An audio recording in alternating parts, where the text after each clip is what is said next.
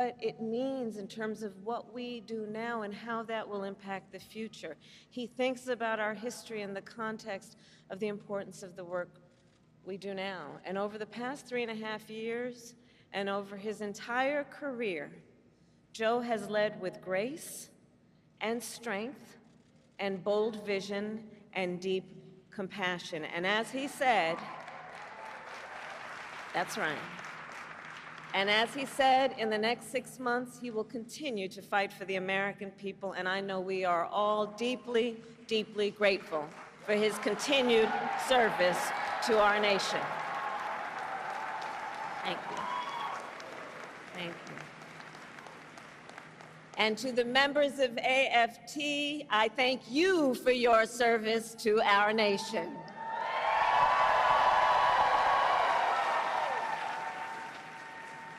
From the public service workers and higher education faculty to the school bus drivers and the custodians, to the school nurses and our teachers, you all do God's work educating our children, the whole ecosystem of who are AFT members.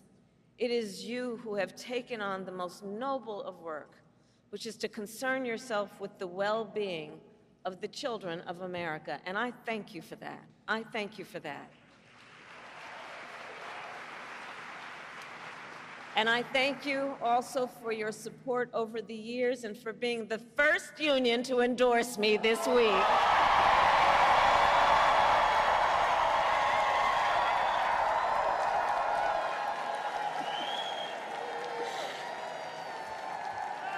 Thank you. I thank you. I thank you. And as you may know, I am a proud product of public education. Many of you know that my first grade teacher, Mrs. Frances Wilson, God rest her soul, taught me and educated me and encouraged me and inspired me.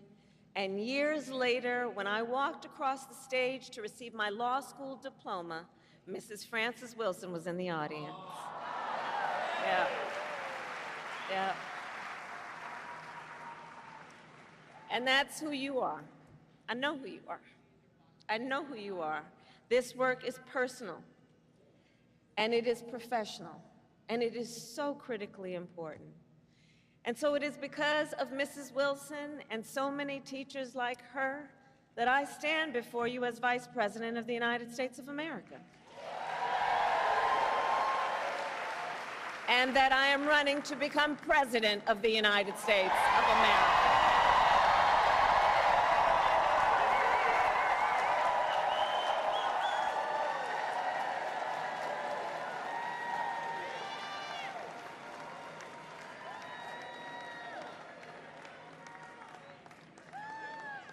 And what I know firsthand is that our teachers and all those who are here, all the members of AFT, I know that by nature, you are visionaries. You are focused on the future. The work you do is about a focus on the future. You see the potential in every child. You foster it, you encourage it, and in so doing, you shape the future of our nation, which is why I say we need you so desperately right now. Today, we face a choice between two very different visions for our nation. One focused on the future, and the other focused on the past. And we are fighting for the future.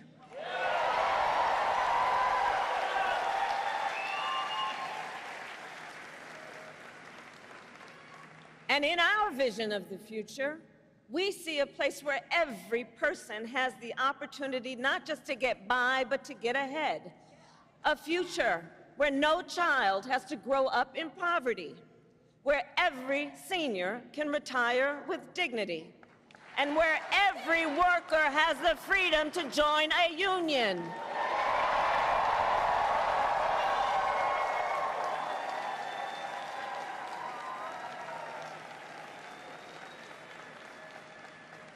We see a future with affordable health care, affordable child care, and paid leave, not for some, but for all.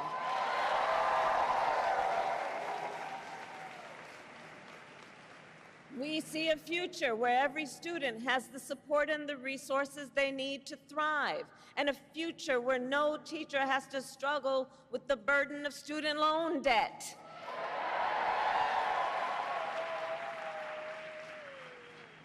So as an example, our administration has forgiven student loan debt for nearly 5 million Americans, and twice as much for our public servants, including our teachers.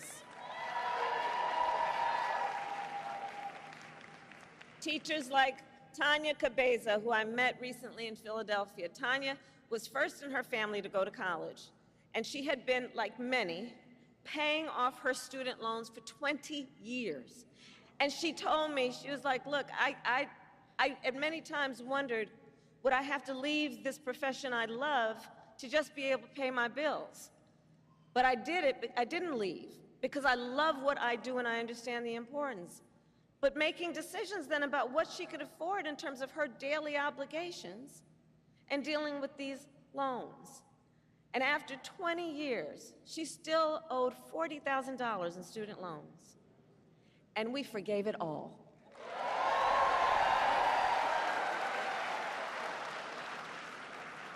When she learned, she told me, she said, when she learned that her loans had been forgiven, she said, well, me and my children knew our lives had changed, and we were just dancing, dancing.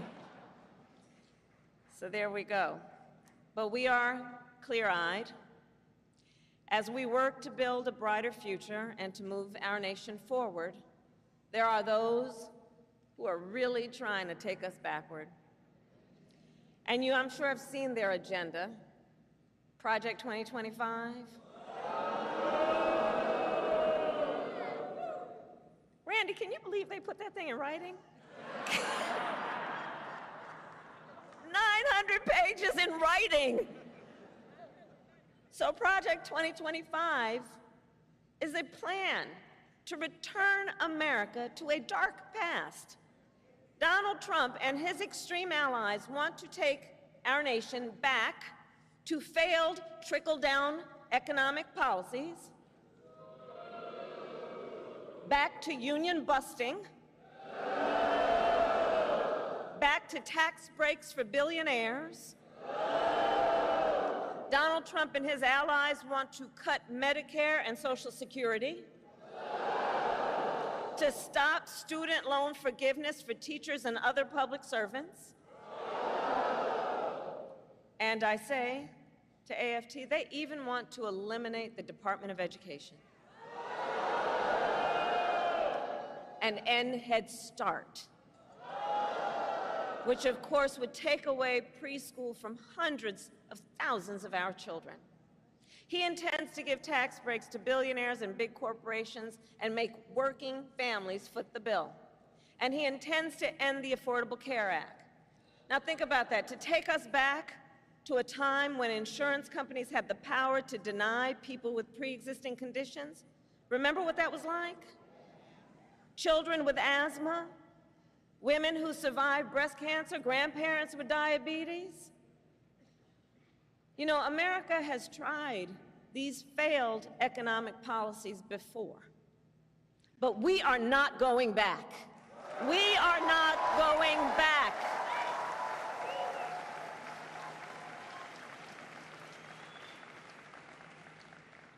No, we will move forward. And one of the best ways to keep our nation moving forward is to give workers a voice, to protect the freedom to organize, to defend the freedom to collectively bargain, to end union busting.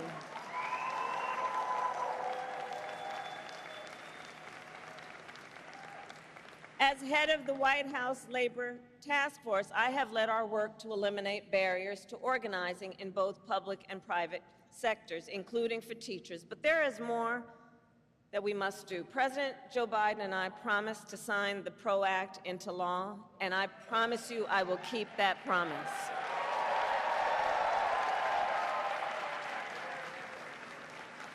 Because when workers join together and demand what is fair, everyone is better off. Understand, and I say this everywhere I go, understand, you may not be a union member, but you should thank unions, and I'm looking to the cameras in the back of the room. Not them, but the people who might be watching. You may not be a union member, but thank unions for the 5-day work week. For the 8-hour workday. Thank unions for sick leave and paid family leave and vacation time.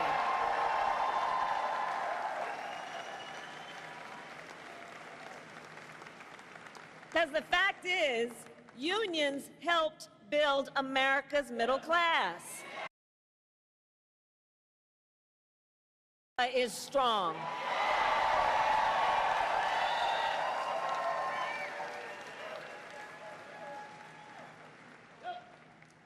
So AFT, ours is a fight for the future, and ours is a fight for freedom. In this moment across our nation, we witness a full-on attack on hard-won, hard-fought freedoms. While you teach students about democracy and representative government, extremists attack the sacred freedom to vote.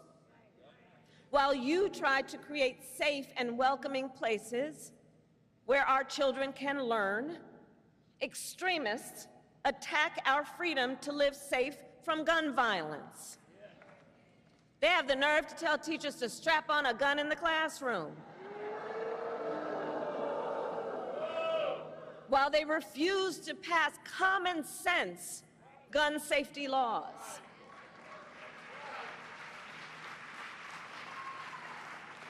And while you teach students about our nation's past, these extremists attack the freedom to learn and acknowledge our nation's true and full history, including book bans. Book bans in this year of our Lord 2024. And on these last two issues, just think about it. So we want to ban assault weapons, and they want to ban books. Can you imagine? All the while, these extremists also attack the freedom to love who you love openly and with pride.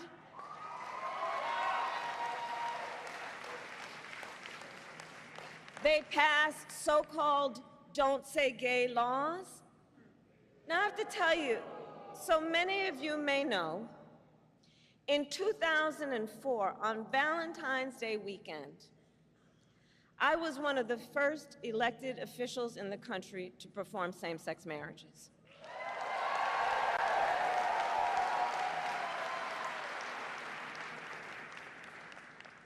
So here's the thing. It pains me so to think 20 years later that there are some young teachers in their 20s who are afraid to put up a photograph of themselves and their partner for fear they could lose their job. And what is their job? The most noble of work, teaching other people's children. And God knows we don't pay you enough as it is.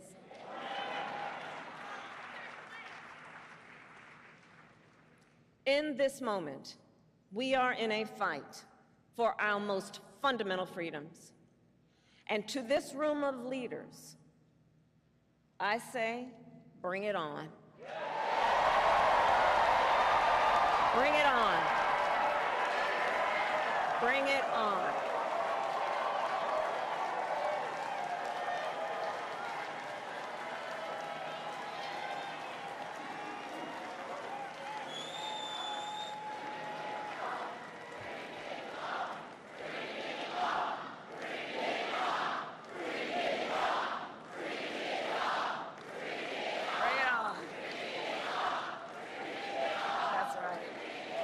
Because here's the thing. Here's the thing. We believe in our country. We believe in its promise of freedom. And the American people believe in the promise of freedom. So we are in the fight. We who believe in the freedom to vote will pass the John Lewis Voting Rights Advancement Act and the Freedom to Vote Act.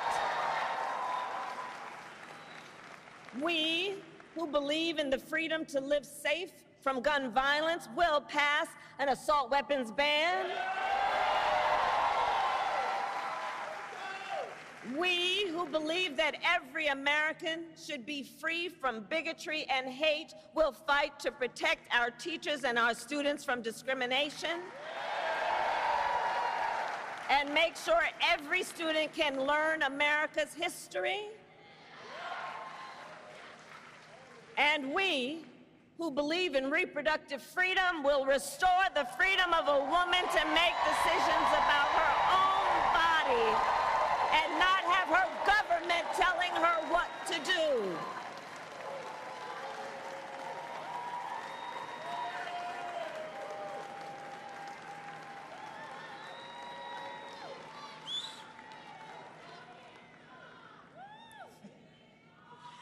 So AFT, that's right, bring it on. So ultimately, in this moment, I know we all know, we each in our country face a question. That question being, what kind of country do we want to live in?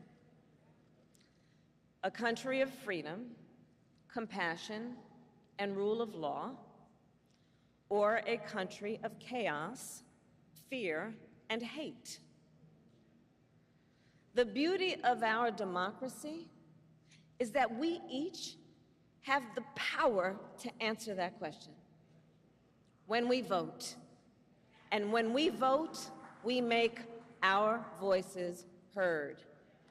So today I ask you, AFT, are you ready to make your voices heard? Do we believe in freedom? Do we believe in opportunity? Do we believe in the promise of America? And are we ready to fight for it? And when we fight, we win. God bless you, and God bless the United States of America. God bless you.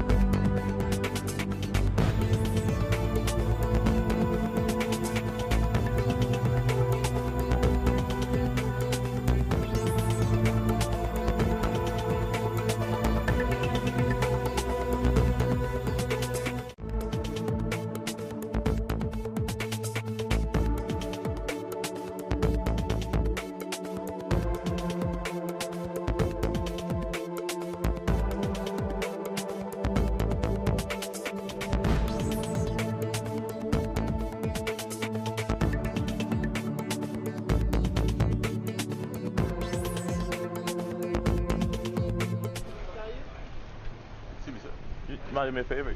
Can you stand right there real fast for me, please? Like right there, yep. Faut reprendre le pied, les manottos aussi It's okay? One more time. Thank you. Oh, man, thank you. Ça ou...